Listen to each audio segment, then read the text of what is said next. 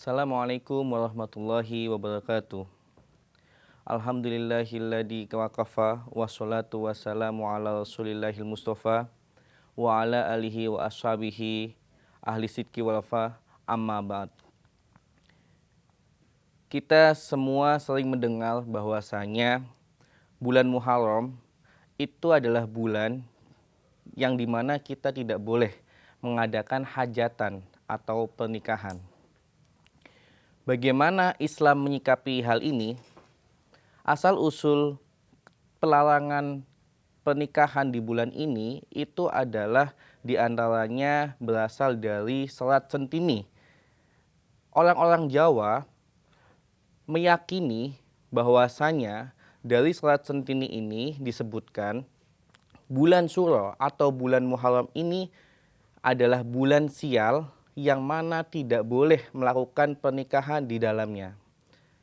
Mereka meyakini apabila di bulan Suro ini melangsungkan sebuah pernikahan, maka pernikahannya ke depan bisa jadi tidak bahagia, bisa jadi tidak langgeng, bahkan bisa mendatangkan kesialan ataupun malapetaka. Lalu bagaimana Islam melihatnya atau menyikapinya? Pada dasarnya di dalam Islam ada sebuah riwayat yang mengatakan la adwa wala tiyarah, yang artinya tiada penyakit dan tiada kesialan. Hadis ini menjelaskan bahwasanya di dalam Islam itu pada dasarnya tidak mengenal kesialan, tidak mengenal atau tidak percaya akan mitos-mitos kesialan, mitos-mitos keburukan. Termasuk diantaranya adalah hari-hari sial atau hari-hari yang bisa menyebabkan keburukan atau malapetaka. Akan tetapi, kasus mengenai bulan Suro atau Muharram ini dilarang mengadakan hajatan atau pernikahan itu sebenarnya bukan tanpa alasan. Ketika kita melihat sejarah, kenapa kok orang-orang Jawa meyakini bulan Syuro ini sebagai bulan yang tidak boleh mengadakan hajatan? Itu karena mereka menganggap bulan ini baiknya digunakan untuk introspeksi diri, untuk melihat fokus pada kesalahan-kesalahan pribadi kita, dan tanpa mengadakan sebuah pesta atau kesenangan-kesenangan, di antaranya adalah pesta pernikahan. Hal ini pada dasarnya selaras apabila kita melihat sebuah peristiwa atau kejadian yang ada di bulan Muharram ini. Tepatnya adalah peristiwa Karbala. Yang mana kita tahu di peristiwa tersebut cucu Nabi SAW yaitu Sayyidina Husain mati dibunuh, dipenggal kepalanya.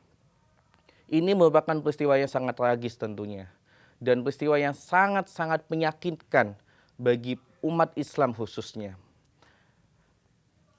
Oleh karena itu, adanya peristiwa ini, sebagian orang memahami ketika bulan Muharram datang, ketika bulan Syuro ini datang, kita tidak patut atau tidak layak untuk mengadakan pesta.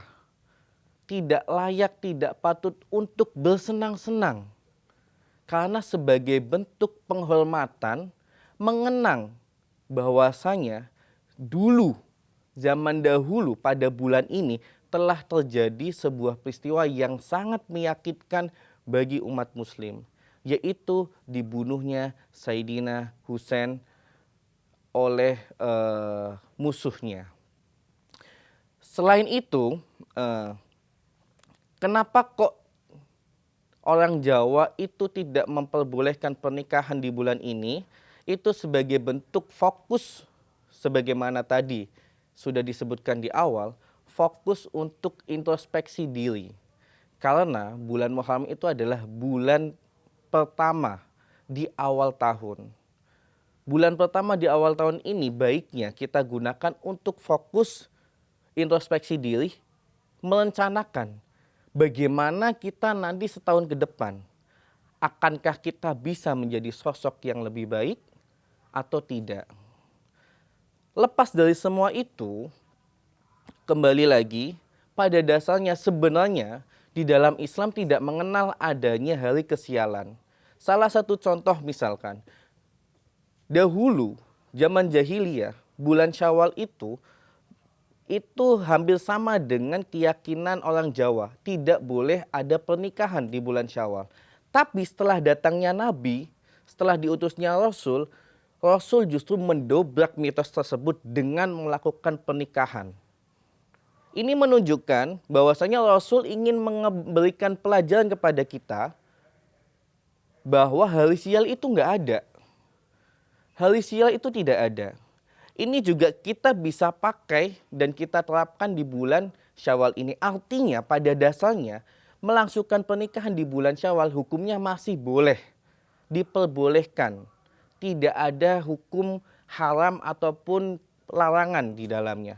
Akan tetapi bagi sebagian orang yang menganut atau meyakini kalau mengadakan pernikahan di bulan ini termasuk tidak etis, karena sebagai bentuk penghormatan kepada peristiwa terbunuhnya Sayyidina Husain ataupun meyakini akan ajaran dari leluhur Jawa yang mana fokus untuk introspeksi diri, itu tidak masalah. Jadi bagi yang ingin menikah di bulan Muharram silahkan, tidak ada masalah, dan yang meyakini tidak boleh pernikahan di bulan Muharram juga tidak ada masalah. Mungkin cukup sekian dari saya, kurang lebihnya mohon maaf. Wassalamualaikum warahmatullahi wabarakatuh.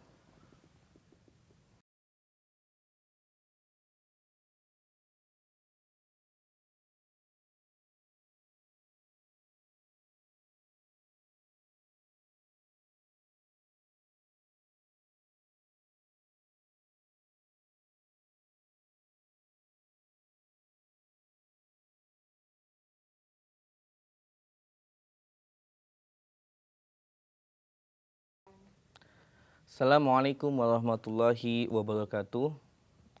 Alhamdulillah, alhamdulillahilladzi waqafa, wassalatu wassalamu ala rasulillah Muhammadin Mustafa wa ala alihi wa ashabihi ahli sidki walafa. Rasulullah SAW pernah bersabda, Afdolus siyam ba'da Ramadan syahrullahil muharram, wa afdolus sholah ba'da faridoh sholatul lail. Yang artinya adalah puasa yang paling utama setelah diwajibkannya puasa Ramadan atau derajatnya di bawah puasa Ramadan itu adalah puasa di bulan Allah, yaitu bulan Muharram. Dan sebaik-baiknya sholat setelah sholat fardu itu adalah sholat malam.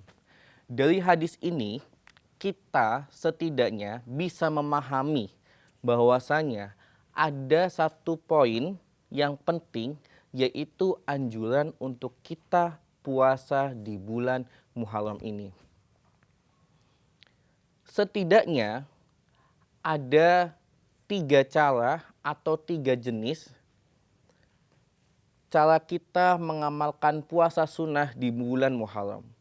Sebagaimana yang dijelaskan oleh Syekh Mubarakfuri. Yang pertama, kita bisa melaksanakannya di tanggal 1 sampai 10.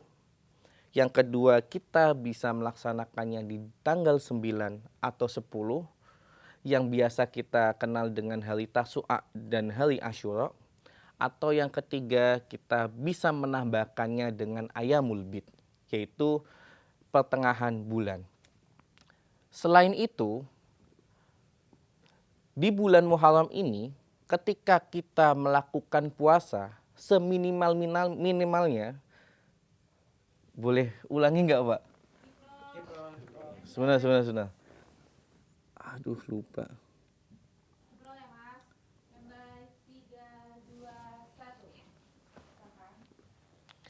Dari awal nggak apa-apa ya?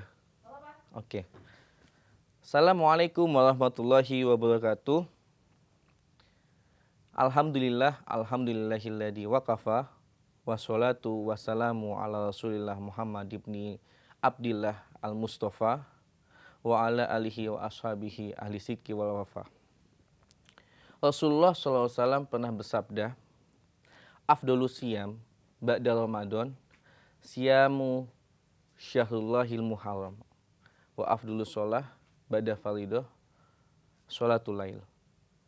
Kurang lebih artinya sebaik-baiknya puasa setelah puasa Ramadan itu adalah puasa di bulan Muharram. Dan sebaik-baiknya sholat setelah sholat fardu itu adalah sholat malam. Hadis ini memberikan penjelasan pada kita akan kesunahan melaksanakan puasa di bulan Muharram. Bulan Muharram ini merupakan bulan yang istimewa karena bulan Muharram adalah salah satu dari Ashhurul Hurum atau bulan-bulan yang dimuliakan oleh Allah selain bulan Dzulqa'dah, Dzulhijjah, dan bulan Rajab. Selain itu, bulan Muharram istimewa karena posisinya atau letaknya di awal tahun. Oleh karena itu, bulan ini dianggap sebagai bulan yang istimewa. Setidaknya ketika kita melakukan puasa di bulan ini, seminimal-minimalnya kita mendapatkan 3 keutamaan. Yang pertama, itu kita mendapatkan keutamaan sebab menjalankan puasa di bulan yang dikhususkan oleh Allah. Bulan Muharram ini bulan yang dikhususkan oleh Allah. Dari redaksi hadis tadi, sebelumnya sudah disebutkan bahwa Syahrul Muharram atau bulan Muharram ini memiliki julukan Syahrullah atau bulannya Allah. Ini menandakan keistimewaan bulan Muharram itu tidak main-main. Segala sesuatu yang dinisbatkan kepada Allah itu akan menjadi istimewa. Salah satu contohnya adalah Baitullah. Bait itu artinya rumah, tetapi kalau sudah disambung dengan Allah atau dinisbatkan dengan Allah menjadi Baitullah, itu artinya menjadi Ka'bah. Dan Ka'bah adalah tempat yang istimewa. Begitu juga Syahrul Muharram. Syahrul Muharram ini sebutannya adalah Syahrullah, bulannya Allah. Bulan mungkin biasa, tapi kalau dinisbatkan dengan Allah maka menjadi bulan yang istimewa atau luar biasa. Itu yang pertama. Kemudian yang kedua, apabila kita melaksanakan puasa di bulan ini, kita mendapatkan pahala yaitu dihapus dosanya selama 2 tahun. Sebagaimana sabda Nabi yang mengatakan barang siapa yang puasa di bulan Muharram, dia lupa lagi. Maaf mas, lupa mas hadisnya mas.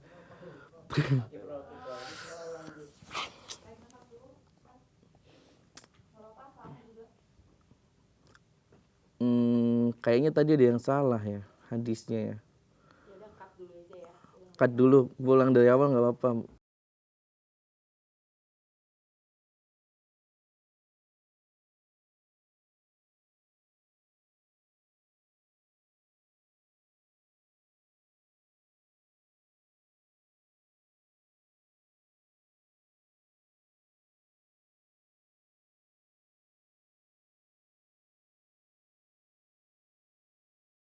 Countdown 3, 2, 1, silakan. Assalamualaikum warahmatullahi wabarakatuh. Alhamdulillah, alhamdulillahi wa kafa. Wassalatu wassalamu ala rasulillah Muhammadinil Mustafa wa ala alihi wa ashabihi ahli sidki wal wafa, amma ba'd.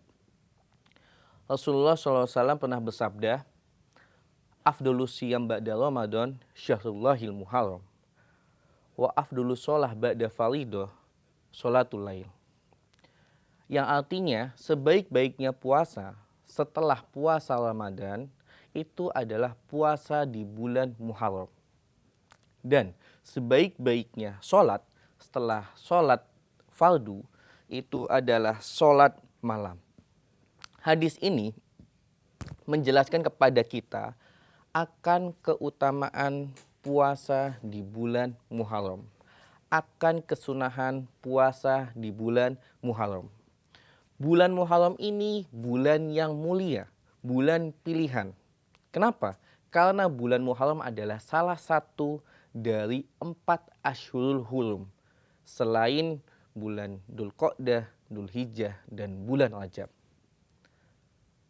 Selain itu juga bulan Muharram istimewa sebab letaknya di awal. Segala sesuatu yang berada di awal biasanya itu istimewa dan biasanya memiliki keutamaan tersendiri, begitu pula dengan bulan Muharram.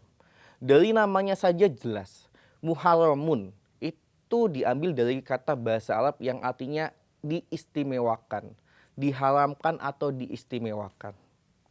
Nah, puasa di bulan Muharram ini setidaknya seminimal-minimalnya kita akan mendapatkan 3 keutamaan. Yang pertama adalah keutamaan karena kita melakukan puasa di bulan yang mendapatkan kemuliaan oleh Allah, bulan yang dikhususkan oleh Allah. Kenapa begitu?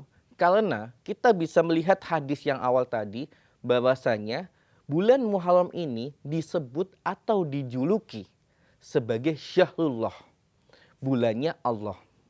Segala sesuatu apapun itu yang dinisbatkan dengan Allah secara langsung itu menunjukkan keistimewaannya. Misalkan kita ambil contoh lain, Baitun artinya rumah. Tetapi ketika disambung dengan Allah menjadi Baitullah, artinya menjadi Ka'bah. Yang mana kita tahu Baitullah Ka'bah ini adalah salah satu tempat teristimewa yang ada di dunia ini. Begitu pula dengan bulan Muharram. Bulan Muharram memiliki julukan Syahrullah, bulannya Allah. Sudah tentu bulan ini memiliki kemuliaan dan keistimewaan tersendiri di antara bulan-bulan yang lainnya. Kemudian yang kedua, ketika kita melaksanakan puasa di bulan Muharram ini, setidaknya 1 hari kita berpuasa itu seperti 30 hari kita berpuasa.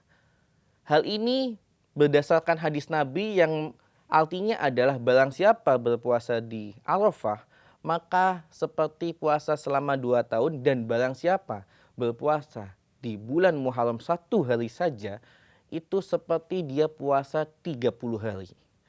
Maka tinggal dikalikan apabila kita di bulan Muharram ini puasa 2 hari, misalkan di Tasu'a dan Asyura, berarti kita sudah puasa seperti 50, mohon maaf, seperti 60 hari. Karena 1 harinya seperti 30. Nah, kalau kita puasa 10 kali, tinggal dikalikan saja. Seakan-akan kita puasa sepanjang 300 hari. Ini diantara keutamaan yang kedua yang bisa kita dapatkan ketika kita puasa di bulan Muharram. Kemudian yang ketiga, bulan Muharram ini adalah salah satu bulan yang diistimewakan atau Ashhurul Hurum. Syekh Nawawi Al-Bantani dan Imam Fakhruddin Al-Razi dalam masing-masing tafsirnya pernah menjelaskan segala bentuk amal ibadah yang dilakukan di dalam Ashhurul Hurum itu akan dilipat gandakan pahalanya. Jadi apabila kita berpuasa di bulan Muharram ini, tentu pahala yang akan kita dapat berbeda dengan ketika kita puasa di hari-hari lainnya. Karena kita berpuasa di salah satu bulan Ashhurul Hurum yang mana kita beribadah atau melakukan puasa di dalamnya akan mendapatkan pelipat gandaan pahala yang sangat besar. Itu di antara keutamaan atau keuntungan kita yang bisa didapatkan apabila kita melaksanakan puasa di bulan Muharram. Mungkin cukup sekian dari saya. Al-afu minkum. Wassalamualaikum warahmatullahi wabarakatuh.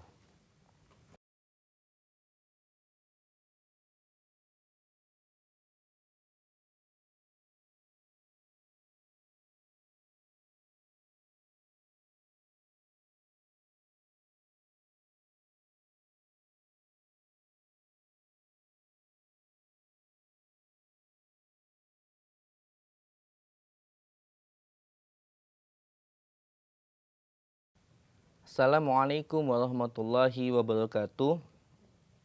Alhamdulillahi wa kafa. Wassalatu wassalamu ala rasulillah Muhammadinil Mustafa wa ala alihi wa ashabihi ahli sidqi wal wafa. Di dalam Islam, kita mengenal istilah Ashhurul Hurum atau bulan-bulan yang mulia atau bulan-bulan yang istimewa. Dalam surat At-Taubah ayat 36 disebutkan bahwasanya inna iddatasyhur indallah isna asyara syahron fi kitabillah yauma khalaqas samawati wal ard minha arba'atu hurum. Dalam ayat ini menjelaskan bahwasanya di antara 12 bulan yang ada di dalam Islam itu ada 4 bulan yang mulia atau 4 bulan yang biasa disebut dengan Ashhurul Hurum, bulan-bulan yang mulia. 4 bulan ini adalah, yang pertama ada bulan Dzulqa'dah, yang kedua Dzulhijjah, kemudian ada bulan Muharram, dan yang terakhir terpisah sendiri itu adalah bulan Rajab. Pemilihan atau penamaan keempat bulan ini ke dalam kategori bulan yang mulia pada dasarnya bukan tanpa alasan. Sebuah riwayat mengatakan bulan-bulan ini disebut sebagai Ashhurul Hurum itu diambil dari kata hurum itu sendiri. Hurum itu diambil dari kata haram. Konteksnya adalah di 4 bulan ini, di dalam Islam kita tidak boleh untuk melaksanakan peperangan atau melakukan peperangan. Kita tahu dahulu zaman jahiliyah dan zaman awal Islam, bangsa Arab itu adalah salah satu bangsa yang paling suka melakukan peperangan. Tetapi ternyata faktanya adalah di 4 bulan yang mulai dari Dzulqa'dah, Dzulhijjah, Muharram, kemudian disambung dengan Rajab, itu mereka sepakat untuk tidak melaksanakan peperangan sebagai bentuk penghormatan mereka terhadap bulan-bulan yang mulia ini. Itu adalah salah satu kenapa di dalam Islam ada istilah Ashhurul Hurum. Di antara riwayat lain ada yang menyebutkan kenapa kok Ashhurul Hurum itu dimulai dari Dzulqa'dah, Dzulhijjah, Muharram, kemudian bulan Rajab. Riwayat ini mengatakan bahwasanya Dzulqa'dah, Dzulhijjah, Muharram dikategorikan sebagai Ashhurul Hurum karena pada ketiga bulan inilah proses pelaksanaan haji itu dilakukan. Mulai dari persiapan pemberangkatan, puncak ibadah hajinya, dan juga proses kepulangannya. Bulan Dzulqa'dah adalah bulan di mana persiapan untuk berangkat haji, katakanlah. Walaupun kita tahu bahwasanya bulan haji itu sebenarnya dimulai bulan Syawal. Kita boleh mulai melaksanakan ibadah haji niatnya. Itu boleh dilakukannya sejak bulan Syawal. Tapi konteksnya adalah mobilisasi mulai padatnya persiapan untuk melaksanakan haji itu dilakukan pada bulan Dzulqa'dah. Bulan Dzulhijjah kita tahu sebagai puncaknya proses ibadah haji. Dan yang terakhir pada bulan Syawalnya, pada bulan Muharramnya, itu adalah proses pemulangannya ibadah haji itu sendiri. Jadi hikmah dimasukkannya Dzulqa'dah, Dzulhijjah serta Muharram ke dalam Ashhurul Hurum itu bukan tanpa alasan.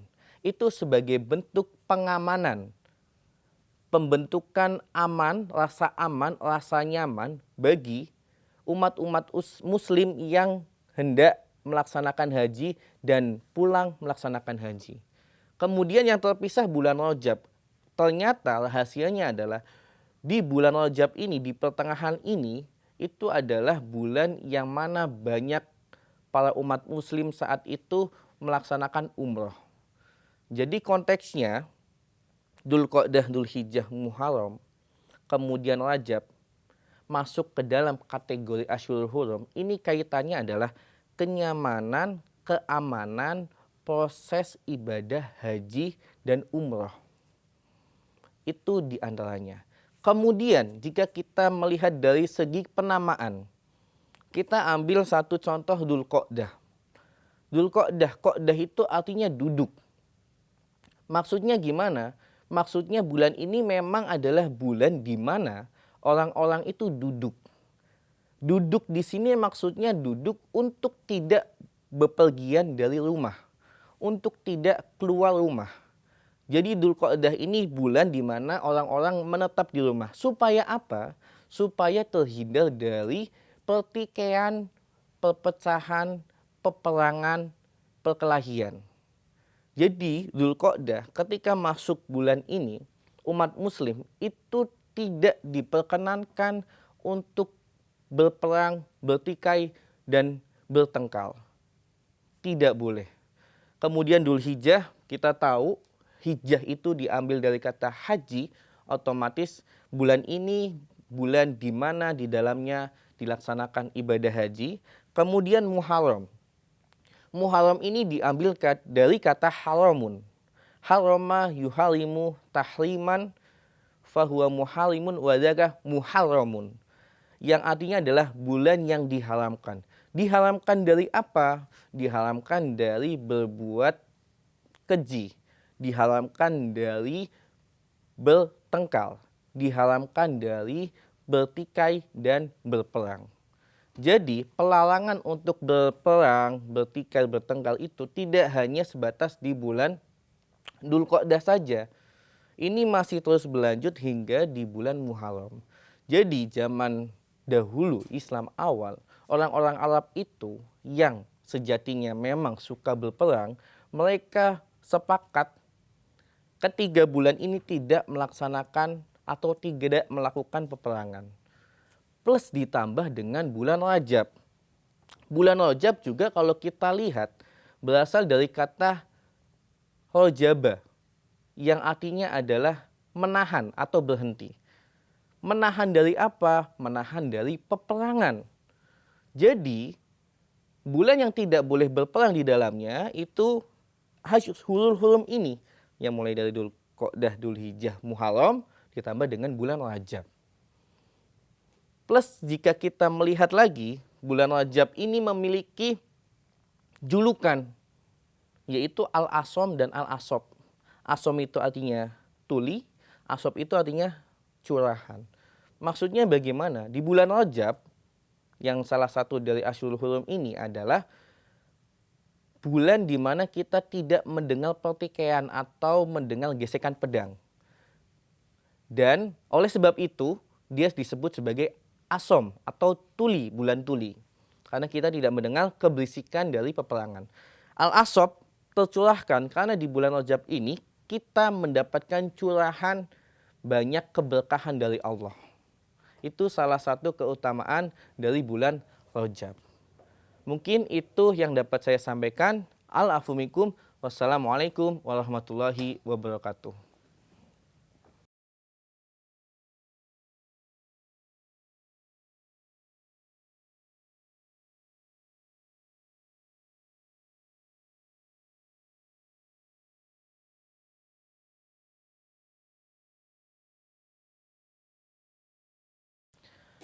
Assalamualaikum warahmatullahi wabarakatuh.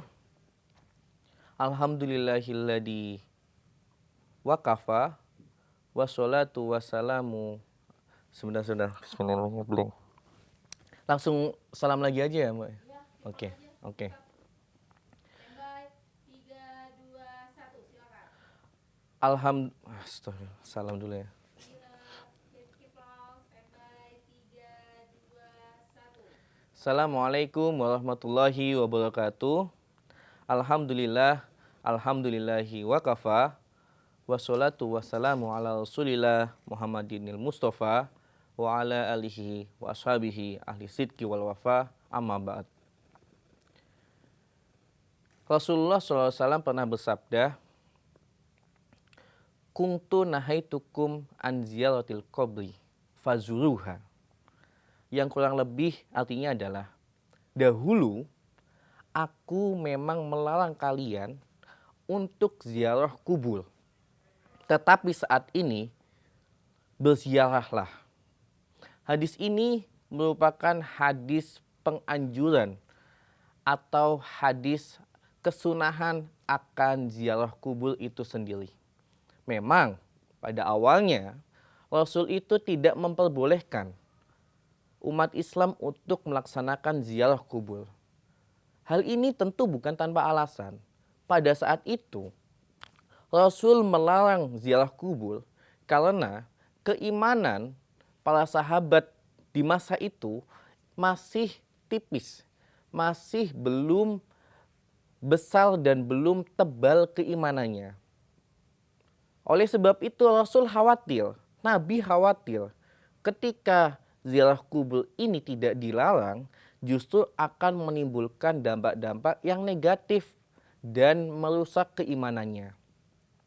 Tapi hal ini berubah ketika Rasul sudah melihat keimanan para sahabat pada waktu itu mulai tumbuh, mulai naik sehingga keimanannya menjadi teguh. Sebaliknya yang awalnya Rasul melarang, justru Rasul menganjurkan untuk ziarah kubur. Lalu kenapa Rasul menganjurkan kita untuk berziarah kubur? Ziarah kubur setidaknya Syekh Nawawi dalam kitab Nashorul Ibad, sekurang-kurangnya kita mendapatkan 4 faidah ketika melaksanakan ziarah kubur.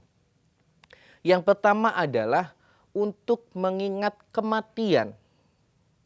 Ketika kita berziarah, ketika kita ziarah kubur, maka yang ada adalah kita mengunjungi kuburan.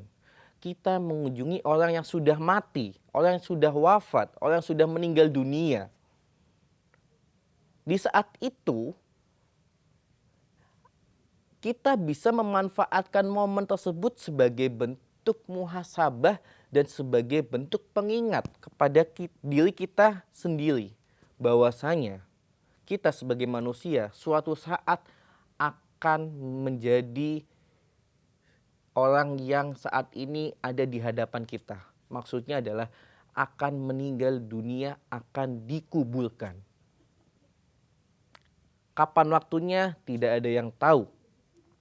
Yang penting, yang terpenting kesiapan kita dalam menghadapi maut itu sendiri. Oleh karena itu, ziarah kubur adalah momen yang sangat tepat kita jadikan sebagai momen pengingat kepada diri kita kepada kematian.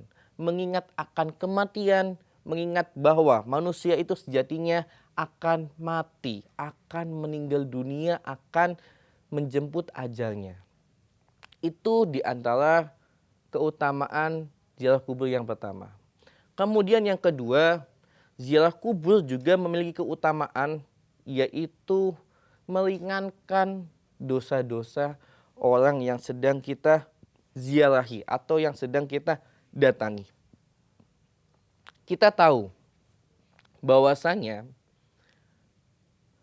orang yang sedang melaksanakan ziarah kubur, yang dia lakukan di sana adalah berdoa, berzikir ataupun bersolawat.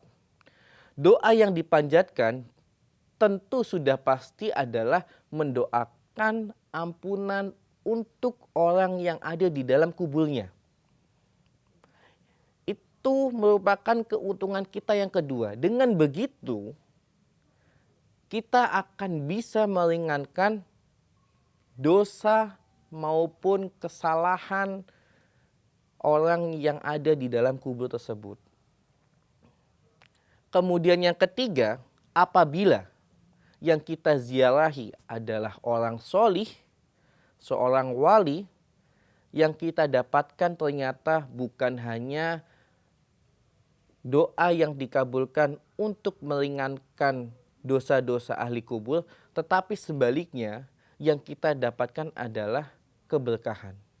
Dan hal ini disebutkan oleh Imam Ghazali dalam kitabnya Ketika kita menziarahi kubur kepada orang awam, yang kita dapatkan adalah litagili atau mengingat kepada kematian.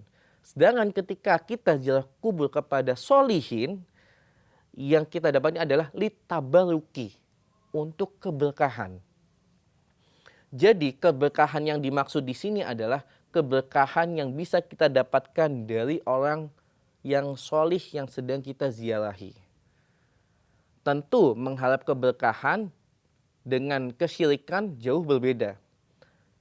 Mengharap keberkahan itu adalah kita meyakini bahwasanya kita bisa mendapatkan keberkahan melalui melakukan ziarah kubur yang tetap pada hakikatnya keberkahan atau apapun yang akan kita dapatkan itu datangnya dari Allah.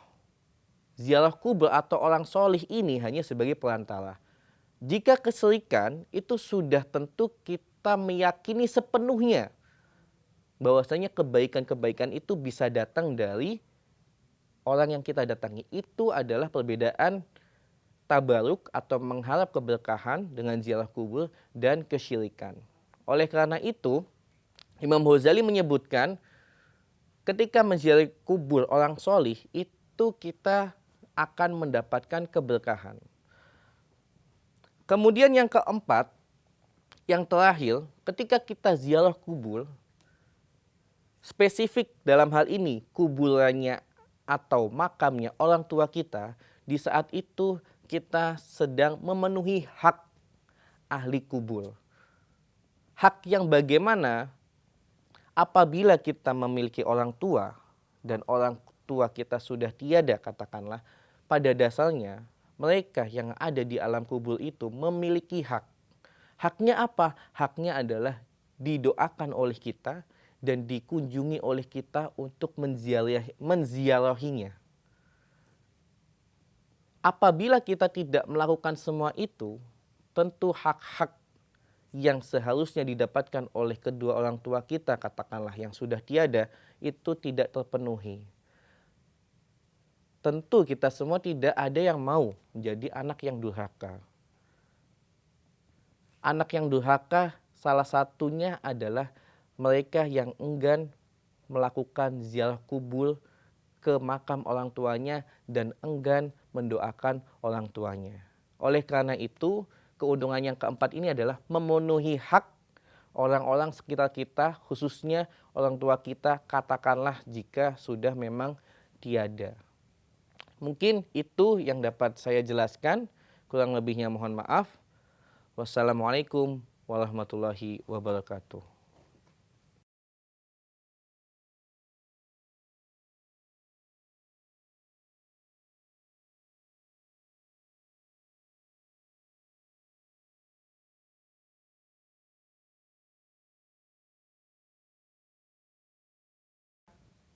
Imam Mubarakfuri dalam kitabnya Tuhfadul Ahwadi yang merupakan syarah dari Sunan Tirmizi itu menjelaskan tata cara melaksanakan puasa di bulan Muharram. Spesifiknya yaitu puasa Asyura. Dia menjelaskan ada 3 setidaknya cara. Yang pertama adalah kita berpuasa di tanggal 9, 10, dan 11. Jadi kita melaksanakannya 3 hari. Tanggal 9 atau Tasu'a, kemudian tanggal 10 atau Asyura-nya, kemudian ditambah dengan 1 hari setelah Asyura, yaitu tanggal 11 Muharram. Kemudian yang kedua, kita melaksanakannya di tanggal 9 dan 10 atau tanggal Tasu'a dan Asyura. Yang terakhir, kita hanya melaksanakan di hari ke-10 atau tanggal ke-10-nya, yaitu hanya puasa di hari Asyura.